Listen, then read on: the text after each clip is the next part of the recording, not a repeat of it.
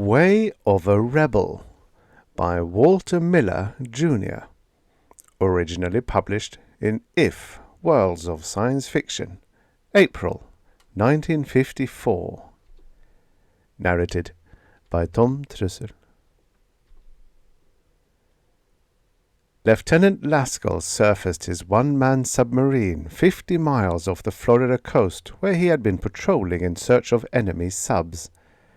Darkness had fallen. He tuned his short-wave set to the Miami station just in time to hear the 8 o'clock news. The grim announcement that he had expected was quick to come. In accordance with the provisions of the 26th Amendment, Congress today approved the Manlin Bill, declaring a state of total emergency for the nation. President Williston signed it immediately and tendered his resignation to the Congress and the people. The executive, legislative, and judiciary are now in the hands of the Department of Defense. Secretary Garson has issued 2 decrees, one reminding all citizens that they are no longer free to shirk their duties to the nation, the other calling upon the leaders of the Eurasian Soviet to cease air attacks on the American continent or suffer the consequences. In Secretary Garson's ultimatum to the enemy, he stated, "Heretofore we have refrained from employing certain weapons of warfare in the vain hope that you would recognize the futility of further aggression and desist from it. You have not done so. You have persisted in your bloodthirsty folly, despite this nation's efforts to reach an agreement for armistice. Therefore, I am forced to command you, in the name of Almighty God, to surrender immediately or be destroyed. I shall allow you 1 day in which to give evidence of submission. If such evidence is not forthcoming, I shall implement this directive by a total attack." Mitch Laskell switched off the shortwave set and muttered an oath. He squeezed his way up through the narrow conning tower and sat on the small deck, leaning back against the rocket launcher and dangling his feet in the calm ocean. The night was windless and warm, with the summer stars eyeing the earth benignly.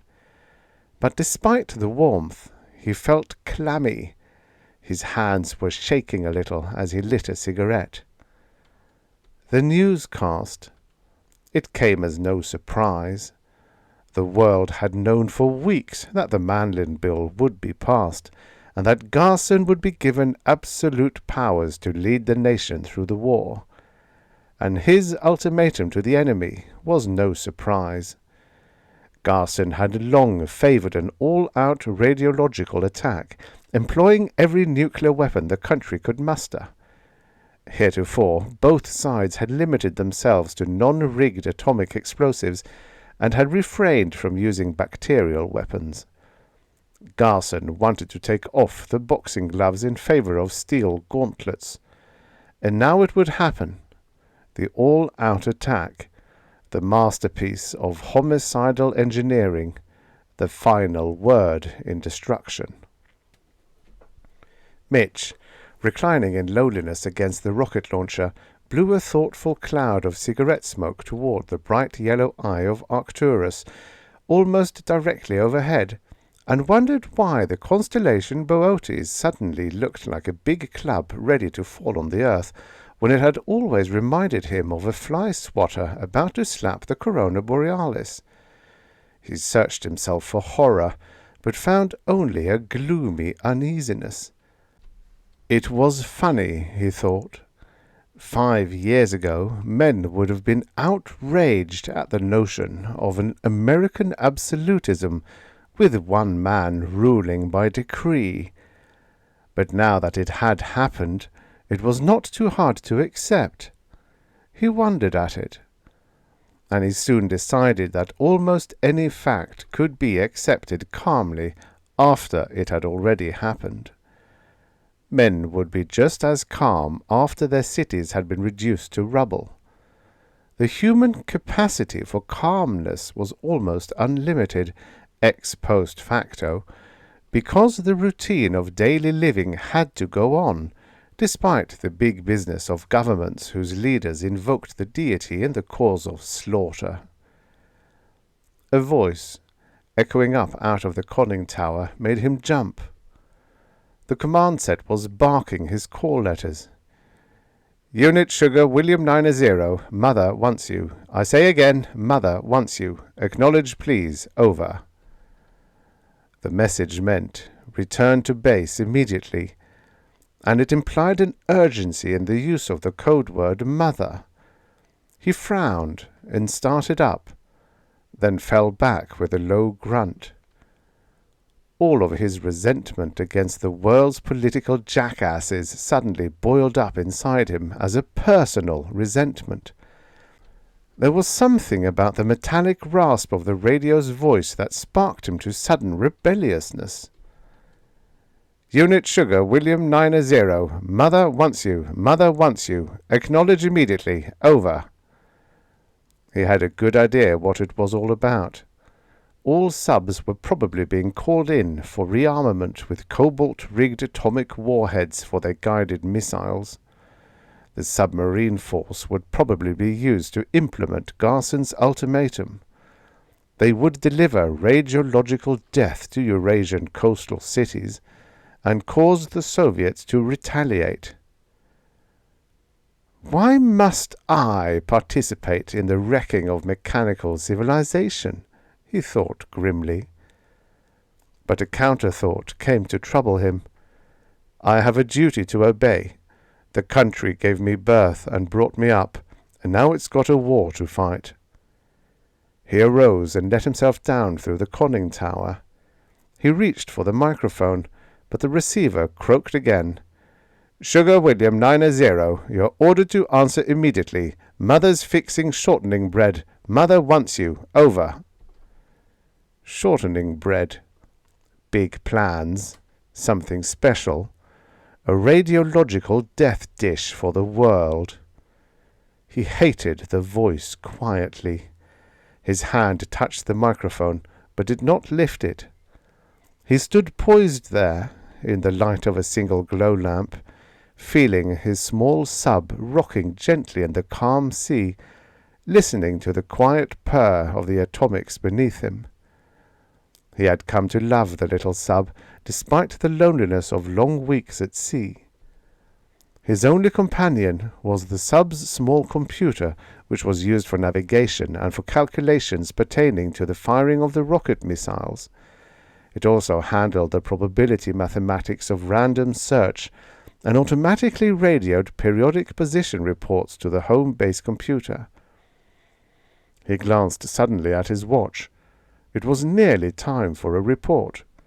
Abruptly he reached out and jerked open the knife switch in the computer's antenna circuit. Immediately the machine began clicking and clattering and chomping.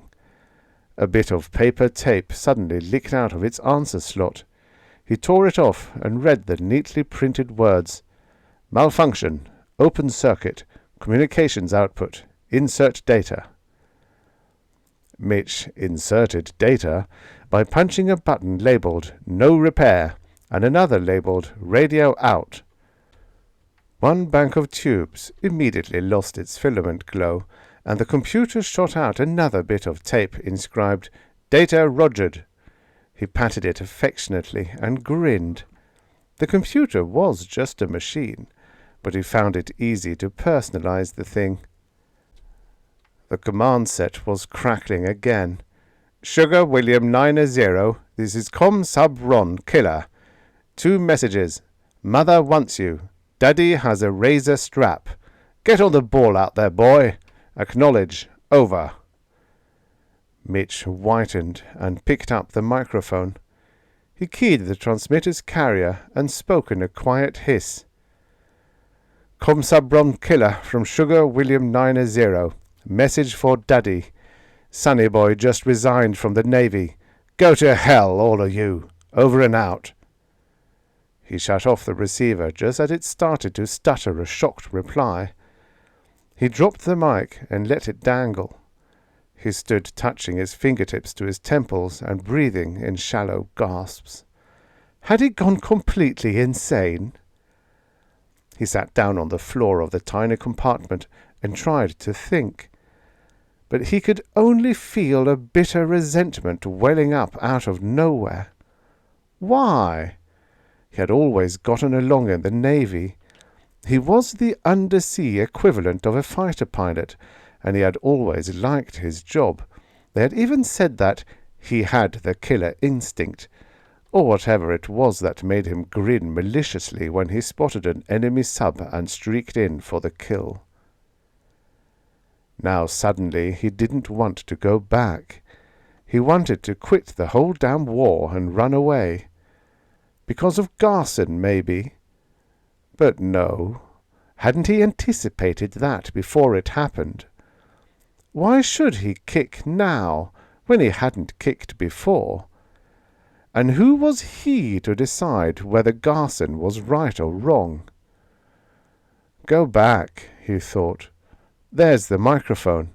Pick it up and tell Commsub Ron that you went stir-crazy for a little while. Tell him Wilco on his message. They won't do anything to you except send you to a nut doctor. Maybe you need one. Go on back like a sane man. But he drew his hand back from the microphone. He wiped his face nervously.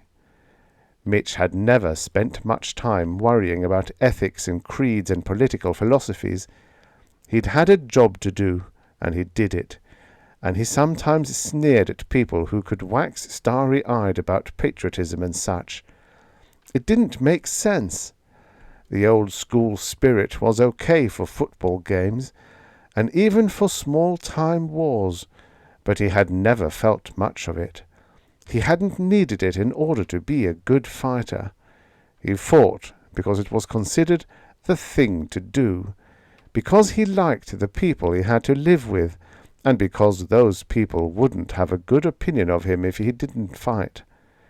People never needed much of a philosophic motive to make them do the socially approved things. He moistened his lips nervously and stared at the microphone. He was scared. Scared to run away. He had never been afraid of a fight. Frightened, maybe, but not afraid. Why now? It takes a lot of courage to be a coward, he thought. But the word coward made him wince. He groped blindly for a reasonable explanation of his desire to desert.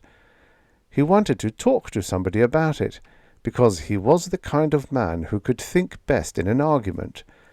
But there was no one to talk to except the radio. The computer's keyboard was almost at his elbow. He stared at it for a moment, then slowly typed, "Data, wind out of the north, wave factor 0.50, roughness scale. Instructions, suggest action." The machine chewed on the entry noisily for a few seconds, then answered, "Insufficient data." He nodded thoughtfully. That was his predicament, too. Insufficient data about his own motives.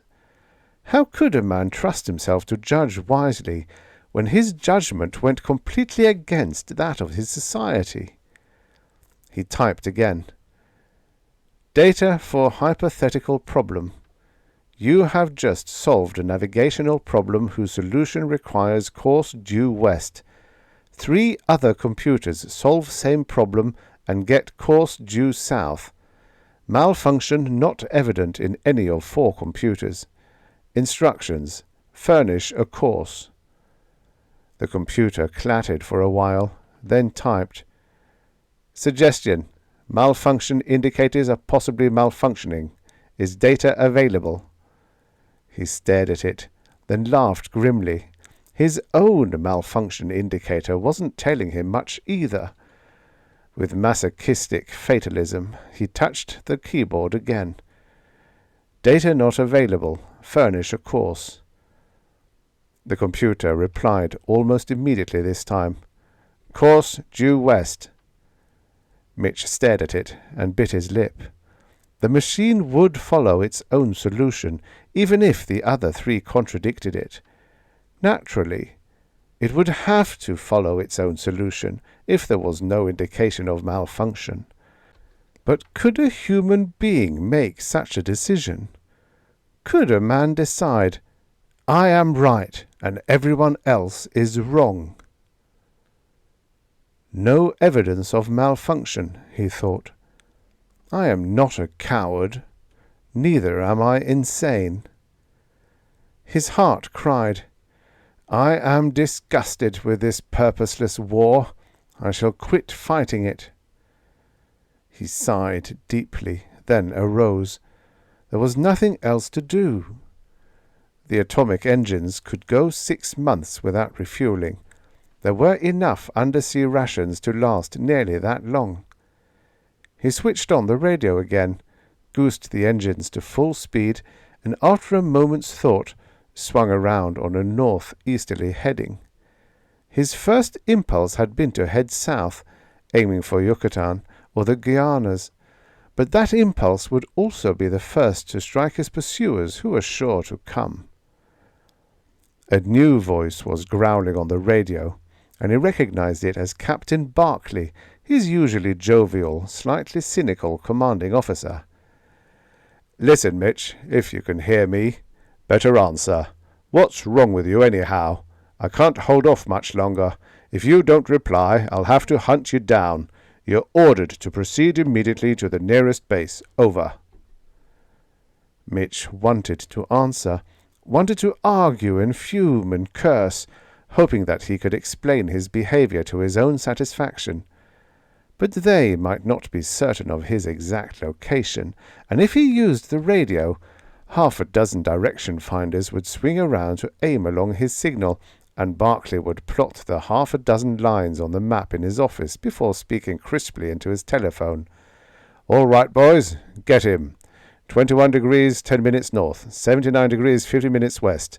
Use a P-charge if you can't spot him by radar or sonar." Mitch left the controls in the hands of the computer and went up to stand in the conning tower with the churning spray washing his face. Surfaced, the sub could make 60 knots, and he meant to stay surfaced until there were hints of pursuit. A 3/4 moon was rising in gloomy orange majesty out of the quiet sea. It made a river of syrupy light across the water to the east, and it heightened his sense of unreality, his feeling of detachment from danger. Is it always like this? He wondered. Can a man toss aside his society so easily, become a traitor with so little logical reason? A day ago he would not have dreamed it possible. A day ago he would have proclaimed, with a cynical Barclay, "A sailor's got no politics. What the hell's it to me if Garson is big boss? I'm just a little tooth in a big gear. Uncle pays my keep. I ask no questions." And now he was running like hell and stealing several $1,000,000 worth of Uncle's navy, all because Garson's pomposity and a radio operator's voice got under his skin. How could a man be so crazy? But no, that couldn't be it, he thought. Jeezil, he must have some better reason. A sort of a last straw, maybe.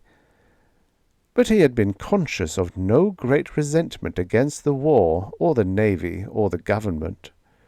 Historically speaking, wars had never done a great deal of harm, no more harm than industrial or traffic accidents.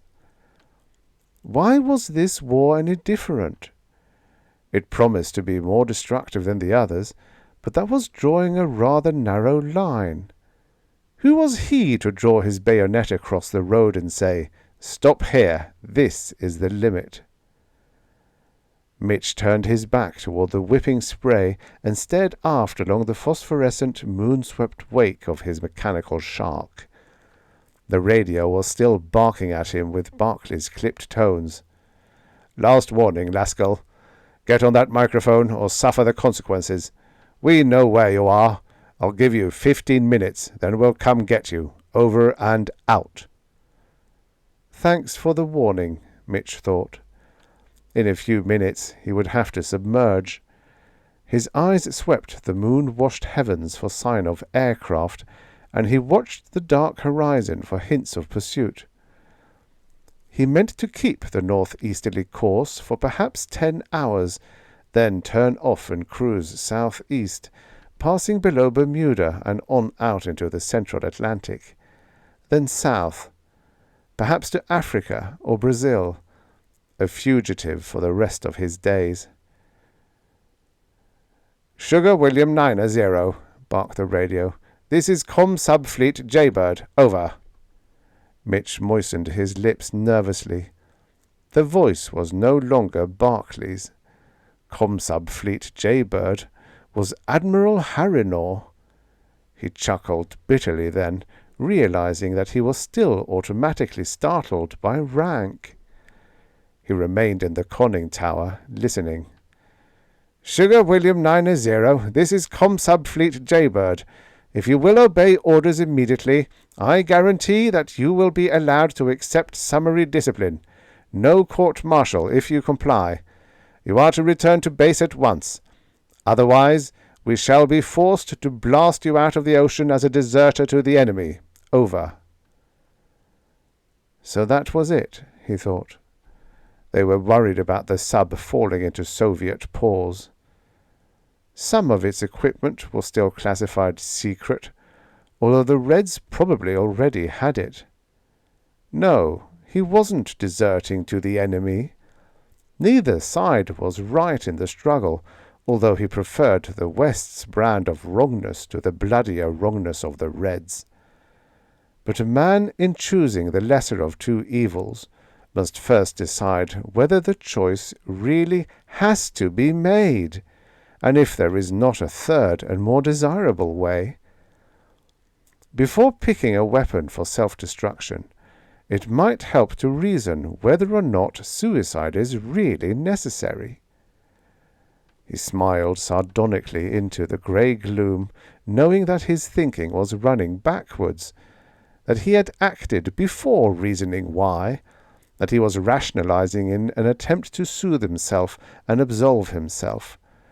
But a lot of human thinking occurred beneath the level of consciousness, down in the darker regions of the mind, where it was not allowed to become conscious lest it bring shame to the thinker. And perhaps he had reasoned it all out in that mental half-world, where thoughts are inner ghosts, haunting the possessed man with vague stirrings of uneasiness, leading him into inexplicable behavior. "I am free now," he told himself. "I have given them my Declaration of Independence, and I am an animal struggling to survive. Living in society, a man must submit to its will, but now I am divorced from it, and I shall live apart from it if I live at all, and I shall owe it nothing. The governed no longer gives his consent. How many times have men said, 'If you don't like the system here, why don't you get out?' Well, he was getting out, and as a free-born human animal, born as a savage into the world, he had that right, if he had any rights at all. He grunted moodily and lowered himself down into the belly of the sub. They would be starting the search soon. He sealed the hatches and opened the water intakes after slowing to a crawl. The sub shivered and settled. The indicator crept to 10 feet, 20, 30. At 50 feet he jabbed a button on the computer, and the engines growled a harder thrust. He kept the northeasterly heading at maximum underwater speed. An hour crept by. He listened for code on the sonar equipment, but heard only the weird and nameless sea sounds. He allowed himself a reading light in the cramped compartment, folded the map table up from the wall, and studied the coastline of Africa. He began to feel a frightening loneliness, although scarcely 2 hours had passed since his rebellious decision, and he was accustomed to long weeks alone at sea. He scoffed at himself. He would get along okay. The sub would take him any place he wanted to go, if he could escape pursuit. Surely there must be some part of the world where men were not concerned with the senseless struggle of the Titans. But all such places were primitive, savage, almost unendurable to a man born and tuned to the violin-string pitch of technological culture. Mitch realized dismally that he loved technological civilization, its giant tools, its roar of mighty engines, its proud structures of concrete and steel. He could sacrifice his love for particular people, for particular places and governments, but it was going to be harder to relinquish mechanical civilization for some Stone Age culture lingering in an out-of-the-way place. Changing tribes was easy, for all tribes belonged to man, but renouncing machinery for jungle tools would be more difficult. A man could change his politics, his friends, his religion, his country, but man's tools were a part of his body.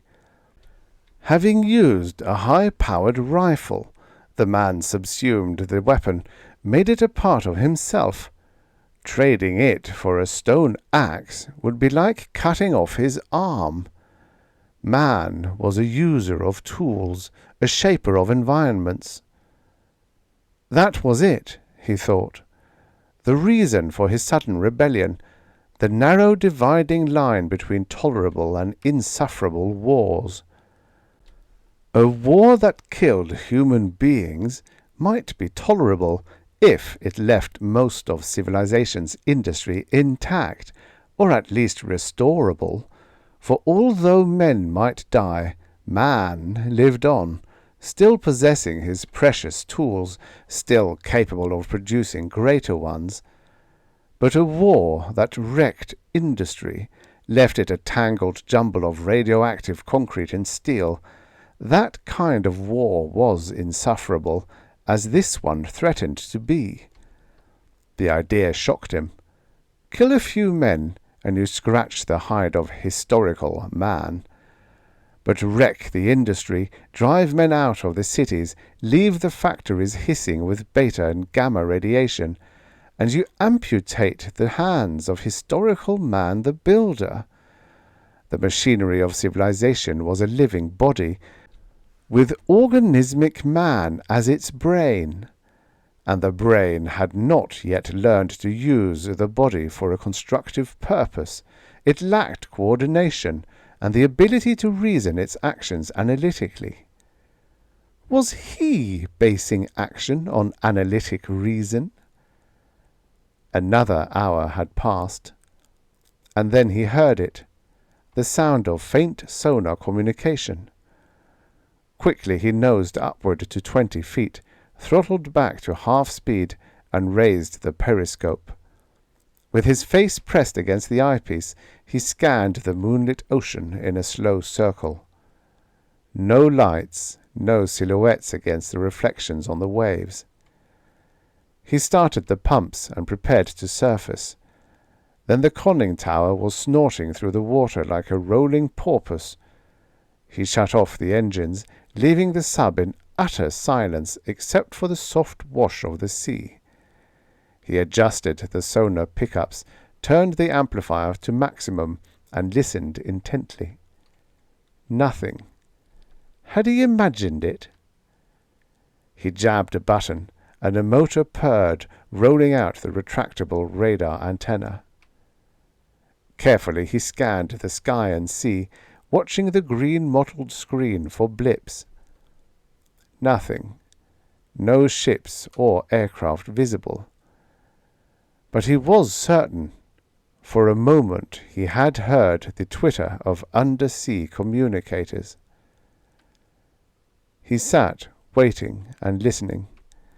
Perhaps they had heard his engines, although his own equipment had caught none of their drive noise. The computer was able to supervise several tasks at once, and he set it to continue sweeping the horizon with the radar, to listen for sonar code and engine purr while he attended to other matters. He readied 2 torpedoes and raised a rocket into position for launching.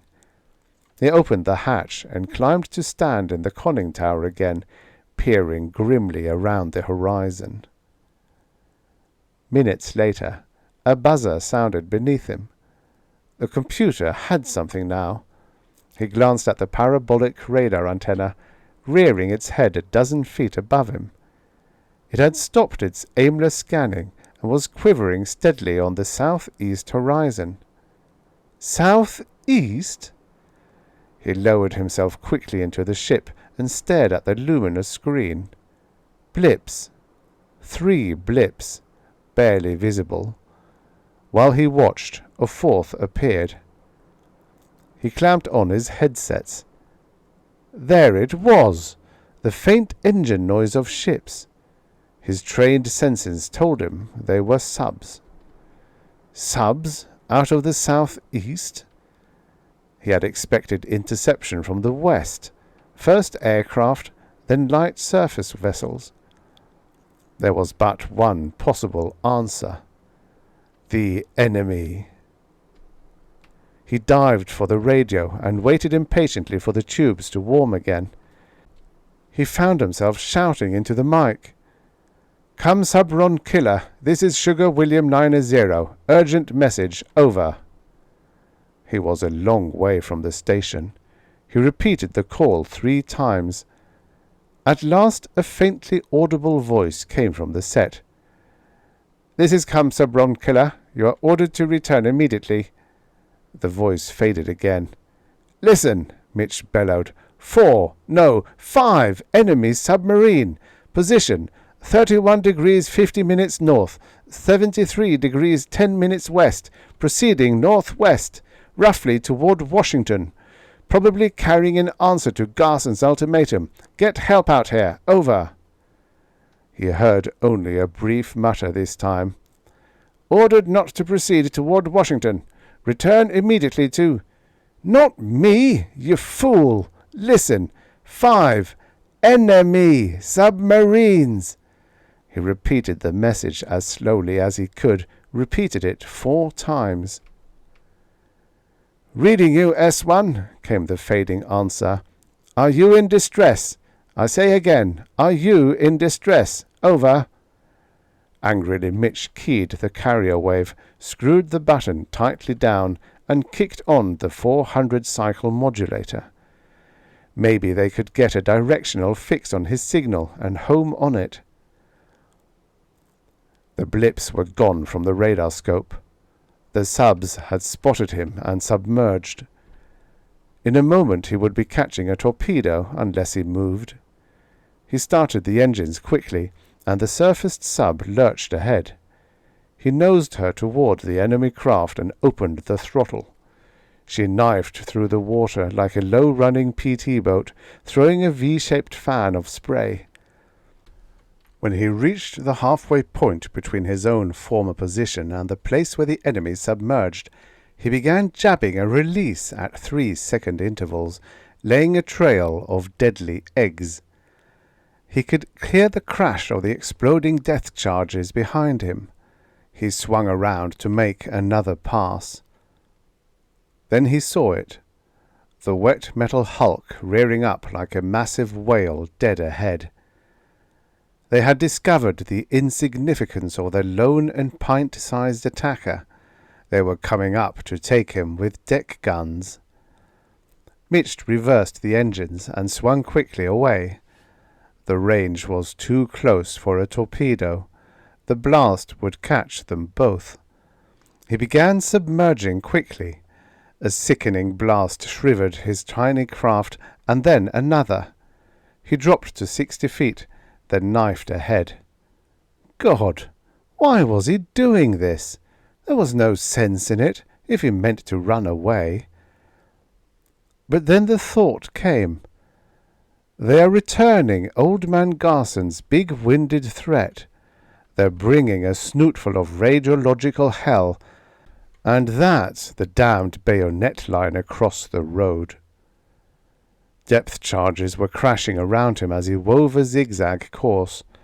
The computer was buzzing frantically. Then he saw why. The rocket launcher hadn't retracted. There was still a rocket in it, with a snootful of uranium-235. The thing was dragging at the water, slowing him down, causing the sub to shudder and lurch. Apparently all the subs had surfaced, for the charges were falling on all sides. With the launcher dragging at him, they would get him sooner or later. He tried to nose upward, but the controls refused. He knew what would happen if he tried to fire the rocket. Hell, he didn't have to fire it. All he had to do was fuse it. It had a water pressure fuse, and he was beneath exploding depth. Don't think about it, do it! No, you've got to think. That's what's wrong. Too much do, not enough think. They're going to wreck mechanical civilization if they keep it up. They're going to wreck man's tools, cut off his hands, and make him an ape again. But what's it to you? What can you do? Damn it! You can destroy 5 wrong tools that were built to wreck the right tools. Mitch, who wanted to quit an all-out war, reached for the fusing switch. This part was his war. Destroy the destroyers, but not the producers, even if it didn't make good military sense. A close explosion sent him lurching aside. He grabbed at the wall and pushed himself back. The switch! The damn double-toggled red switch! He screamed a curse and struck at it with both fists. There came a beautiful, blinding light.